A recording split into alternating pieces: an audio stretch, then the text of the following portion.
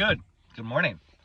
I often opine about the fact that uh, we are divided socially, intentionally, and one of the unfortunate side effects of that division is a loss of civil dialogue and discourse.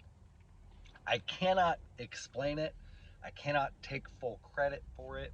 But ever since I was a teenager, I have desired to engage in conversations, deep philosophical conversations around the nature of reality, the nature of politics, the nature of society, and how society should be constructed.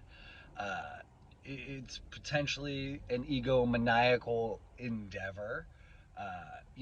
I did have childhood trauma that probably led me to, try to find the answers and then project them out into the world. Because if I could fix the world, I could fix myself and I could fix or prevent other children from going through trauma. And, I think ego is a driver in a lot of our beliefs. And so I'm very thankful that over the last 5 to 10 years, I have been able to really face my ego and address some issues and become aware of new issues that I must address. It's a never ending battle. However, let me get to the title of the video. We're almost 2 minutes in. I believe communism is an unenlightened response to a real life problem. And so I've said it before, many other people have said it and will say it. Karl Marx was very bitter, was very resentful. His writings, if you read the Communist Manifesto, you can just feel that sort of angst. And that's not necessarily to discredit, he's wrong because he's coming at it from this place of, sort of resentment. That's not what I'm saying at all. Part of what led the intro was this idea that I want communism versus capitalism. I want that dialectic to be more mainstreamed, and I want to have this battle of the ideas really just really come to a head because it still feels like it hasn't. We've been dealing with this demon for the last 100 plus years, the demon of communism or collectivism or statism. It's all kind of one and the same. For the last 100 plus years, and it's still very much alive and still very much needing addressed. And so when I say that communism is an unenlightened response to a real problem, that is me through growth and development being able to say Karl Marx was not entirely wrong. And that's one of the really unfortunate things about the deeper discussion that needs to happen.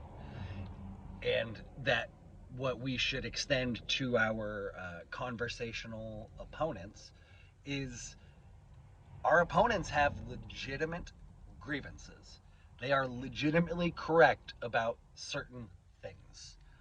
Often, they are correct when diagnosing problems and sort of getting to the root of the problems. But where they really begin to stray, and I believe it is from a lack of said enlightenment, is when they begin suggesting solutions. Most of their solutions end up being quite tyrannical or authoritarian, inhuman. And you can look at the early to mid 20th century and the 100 plus million deaths that have been accounted for as a result of communism. And then most communists will say, well, that wasn't real communism, to which I will agree and say real communism I don't think is possible. So any attempt to achieve the ideal is never going to achieve the ideal. We cannot achieve the ideal. All of our activities here in this realm are just attempts to achieve the ideals. If I'm not trying to go Platonic, but I'm going a little Platonic here. Plato's, realm of the forms, where the very, very perfect, ideal form of everything exists, right? And so we're here in the shadows, in a sense, just trying to replicate these perfect objects, but we can't. In my opinion, we can't. And so I will agree that that wasn't real communism, but we'll never see real communism. But what the millions upon millions of deaths in the 20th century accounted for by communism uh, were driven by was Marxism in some form.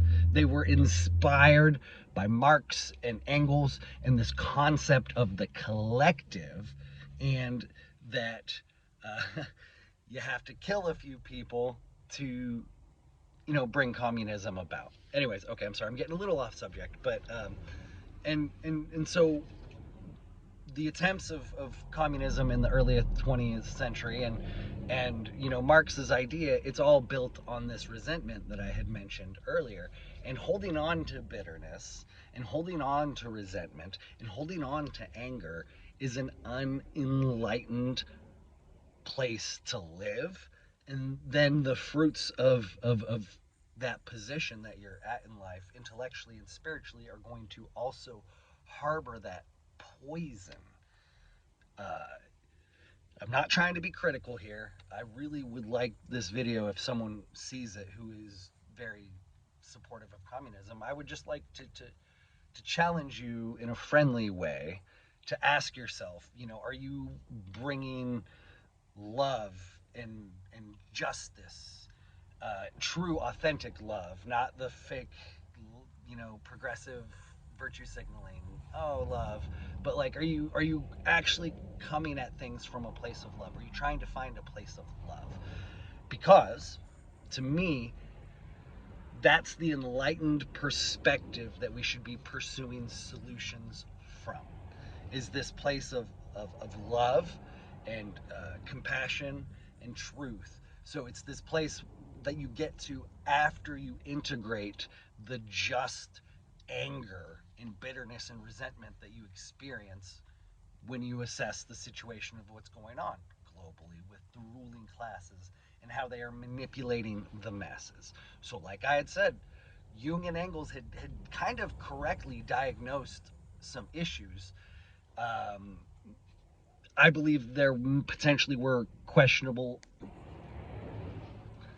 Like I was saying, I believe they have ulterior motives that were directing them down the path that they went, but that doesn't matter. Um, to me personally, the superior path, as I am pursuing integrating my anger and my bitterness, and I'm trying to evolve or enlighten past that state, because it's not a good state to live in. The solution is freedom, is sovereignty, is still community, but in a voluntary sense. So it's voluntarism. It's so funny. I believe in a stateless society. That's what Marx talks about as well, is the global stateless society. But the paths to how we get there really matter. His path, or the people who, are inspired by him, their path is a bloody global revolution, uh, which, I'm not entirely opposed to, but history has shown that they don't attack the right people.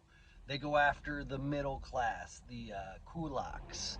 Look up that word, Kulaks, the kulaks, and I believe that's intentional, because then that destabilizes the community and the society, and then the ruling class can then come in. Destruction capitalism, I think, is what it has also been called. Um, and so that's what I believe communism ultimately has been used for and will continue to be used for, is social disruption and destabilization. wiping out of the middle class to then allow the elites to consolidate more power and resources, all under the guise of needing the state, needing the bureaucracy to handle and manage everything. And Marx himself said it, that the path to communism leads through socialism.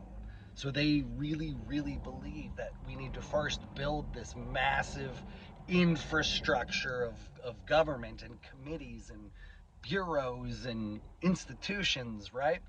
And then once everything has been ordered in a perfect way, the state will just wither away.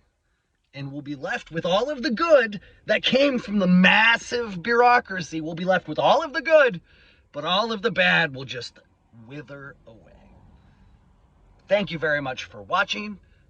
If you would like to have a long-form discussion with me where we discuss the boring ass to most people, but really interesting to me, granular details of communism versus capitalism, let's do it. Thank you very much for watching. Please like, comment, share, subscribe. Check the description for merch. Much love.